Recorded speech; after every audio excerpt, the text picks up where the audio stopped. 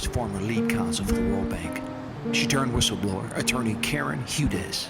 Karen Hudes, could you give the audience a little background on yourself?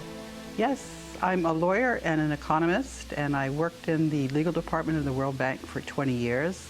I did what a lawyer inside a bank is supposed to do, which is when the financial information was getting fiddled, I reported it up the corporate ladder. I went to the audit committee. When that didn't work, I went to the U.S. Treasury Department. When that didn't work, I went to the U.S. Congress. When that didn't work, I went to Ben Bernanke. When that didn't work, I went to the rest of the world. I heard that name.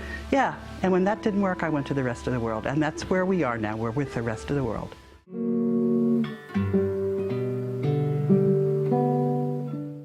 That there is a special trust that contains just about all of the world's gold.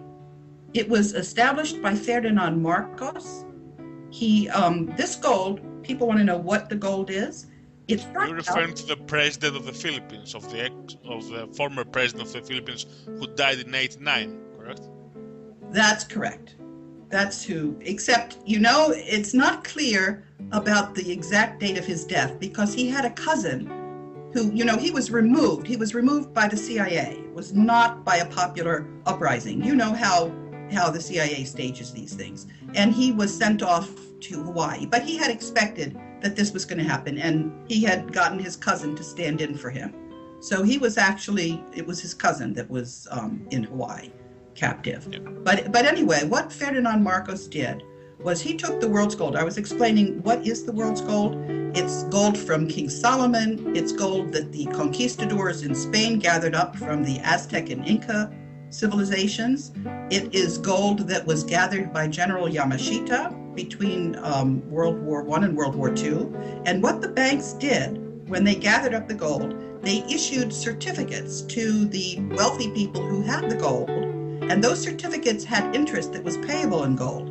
And the interest has been compounding. What Ferdinand Marcos did was he put the gold in a trust for benefit of humanity. And he said that the trust would be for 50 years.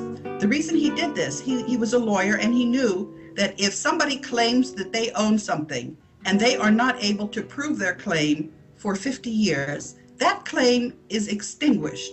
That's a legal concept called statute of limitations.